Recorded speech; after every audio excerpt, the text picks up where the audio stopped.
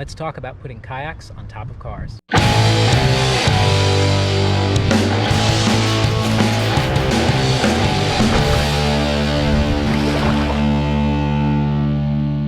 There are a bunch of ways that you can safely put a kayak on top of your vehicle, be it a car, an SUV, a truck, or a van. I always recommend getting an aftermarket car rack, even if your vehicle has a factory rack. The factory racks tend to be a little flexy, so when you put a big heavy kayak on them and get them in the wind, the kayak tends to bounce around a bit.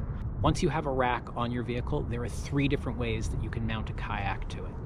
The first is with bare bars. Bare bars is just what it sounds like. It's putting your kayak directly on a bare set of bars. The problem with this is that these are actually pretty slippery. I have a nice scar on my forehead from a kayak sliding off of bare bars where the car wasn't on level ground, and the rudder from the kayak hit me in the forehead and gave me a really nice gash. If you're gonna go bare bars, I recommend buying something like a pool noodle that you can slice in half and wrap around the bar. It just makes a little bit of a cushion. It's not as slippery for your kayak sitting up here. I generally don't recommend bare bars. I have this space for stand-up paddle boards. The next way you can go are J cradles, and these are by far the most popular. They're called J cradles because they're shaped like a J. They work really, really well on smaller vehicles like this little Toyota or a minivan or something like that. The problem with J cradles is that they don't work real well on bigger vehicles like SUVs or something like my van. And the problem with that is the lip of the J. The way to use these is you have to pick the entire kayak up all at once and get it over the height of the bar, over the height of the J, and into the cradle itself. And if your vehicle is tall, particularly if you're short like I am, that can be a little difficult to deal with. J cradles work great on cars. They're relatively inexpensive, about $200 for a pair. You can pick them up used, even cheaper than that, which is what I've done frequently. So J cradles are great for smaller cars. So the question becomes, how do I get this 17-foot long, 55-pound kayak on the roof of that car? And the answer is simple. I'm really just going to pick it up and place it in the cradles. But before I do that, I've got to get the straps ready.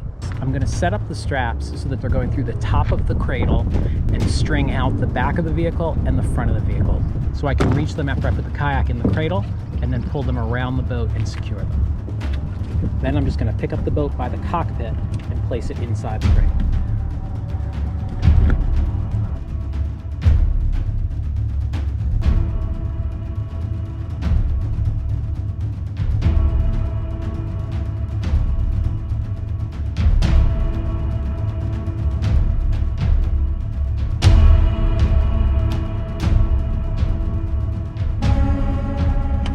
Once it's over the boat, make sure that you can slide them, meaning that they're not twisted. You want to keep these straight, and you want the buckle up pretty high. Then we're going to pass the strap underneath the crossbar. Let's make sure that's not twisted. And then back up to the buckle. This way, when we tighten it, like this, we can pull it down. Instead of having to pull it up to tighten it, we've got a little bit of help. Nice and tight. That's not going anywhere. And I'm just going to take the extra strap and stick it under bungees. Okay, so what about bow and stern lines? I generally only use bow and stern lines when I'm getting on a highway, when I'm going to be at highway speeds. For just driving around town like I normally am, just driving to my lakes, I generally don't do bow and stern lines. I'm just not going to be going that fast. But when I get on a highway, I definitely use bow and stern lines. If you're only going to use one, use the bow line, because think of all that wind as you're driving 60 miles an hour on the highway, pushing the nose of the kayak up. Most people want to connect to the handle on the front of their kayak. This is a really bad idea. It's just not designed for that kind of stress. Think about how much stress this boat is pulling at 60 or 70 miles an hour on a highway for 5 or 6 or 7 hours. It's just too much stress on this. I'd wear through that in a second. So here is what I do. This is a climber's sling. You can find it at any store that sells climbing gear. And I'm just going to pass it over the boat and then down through itself and pull it tight, and that gives me a good place to tie off the bow line to. Now it's holding on to the whole boat, not just this handle.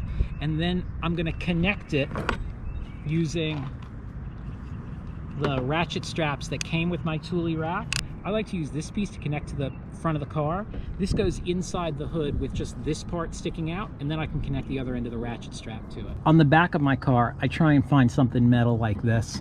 I'm not sure what that's for, to tow the car out of a hole or something like that, but that's perfect for that hook. It might leave a little mark on the bumper, but I'm okay with that. You will be tempted to use the tow hook for your bow line to connect to the vehicle, which connects right in here. You take this piece off and a big screw eye screws in there. I did it for years and it works great for connecting the kayak, but then when you get into a car accident, for some reason when you have that in, it keeps your airbags from deploying. So don't do that, that's a bad idea. So this isn't to say you can't use J-cradles on taller vehicles like SUVs or even some trucks. My friend Johnny uses a cradle that adapts from being J-style to flat style depending on what he's carrying, and he has them on a pretty large SUV. Part of that reason that it works really well is that he's a lot taller than me. He's 6'2", I'm 5'7". So that's a big height advantage in terms of getting a boat up there and into a J-cradle. He has also come up with a really good method for using an open car door with a blanket over it to help get the boat up there, which works really well. And the rack manufacturers make attachments that do similar things, but if you can do it with what you've got, that's even better.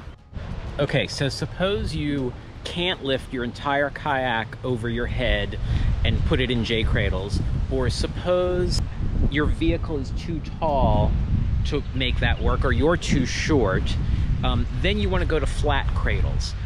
Flat cradles work just like they sound. You can see them behind me. The boat sits flat, and the way that you're going to get the boat up there is to bring the boat behind your vehicle, lift the nose of the boat up and put it in the back cradles, then go to the back of your boat, lift the stern of the boat, and slide it up into the cradles.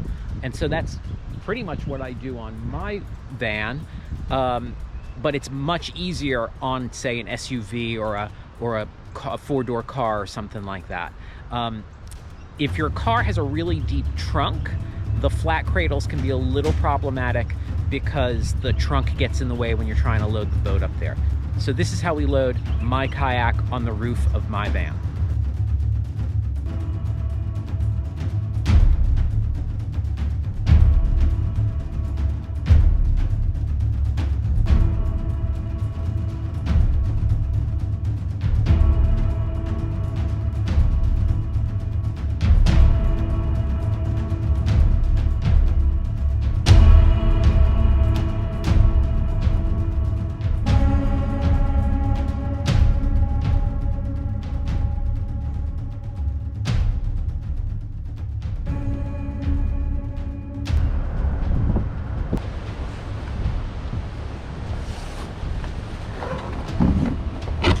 Pull it tight, extra under a bungee.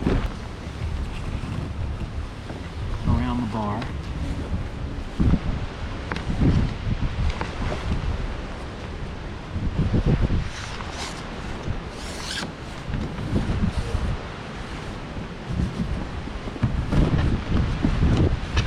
Pull it tight.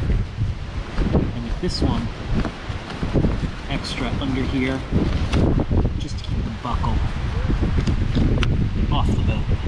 Okay, so suppose you don't want to buy a roof rack at all. Suppose you want to put your boat just on the bare roof itself. There are some kits that you can buy that are like 60 or 70 bucks that give you foam blocks and straps and bow and stern lines, and you can put them down on your roof, and they actually work pretty well. Here's why I don't like them. It's another step that you have to do in order to get your boat on the roof to go paddling. And so you're less likely to go paddling because it's a little bit of a pain in the butt. Okay, so that's how you put a boat on the roof. Go out, have fun, paddle a lot. I'll see you outside.